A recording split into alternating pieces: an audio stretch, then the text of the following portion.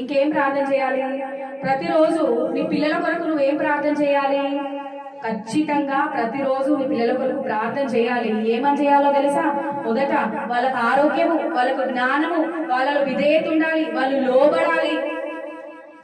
ఇంకా వారి మీద ఉన్న శాపాలు కొట్టివేయబడాలి. వారి ఇంట్లో ఉన్న బయట ఉన్న నిత్యము నీ దూతల సంరక్షణ కంచె వారి చుట్టూ ఉండాలి. వారి స్కూల్లో ఉండే నీ దూతల పరిచర్య వారికి జరగాలి. ఎక్కడ ఏ విధమైన అపాయం వారికి కలగొద్దు.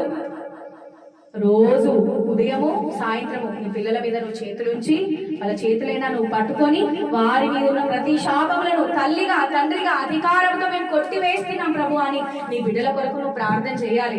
ఇట్లా ప్రార్థన చేయకపోతే రేపు పెద్దగా అయిన తర్వాత వాళ్ళు మీ మాట వినరు, వారు మిమ్మల్ని చూసుకోరు. ప్రార్థన పూర్వకంగా దేవుని మహిమ కొరకు పిల్లల్ని పెంచాలి అంటే ప్రార్థన లేకుండా పెంచడం అది అసాధ్యం. అర్థమవుతుందా? కాబట్టి ప్రార్థన పూర్వకంగా పిల్లల్ని పెంచాలి. కనటం మాత్రమే కాదు, దేవుని మహిమ కొరకు వాళ్ళని పెంచడము మన బాధ్యత. హల్లెలూయా. అర్థమైందేగా? అర్థమైందా? ఎన్ని విషయాలు చెప్పుకున్నాం?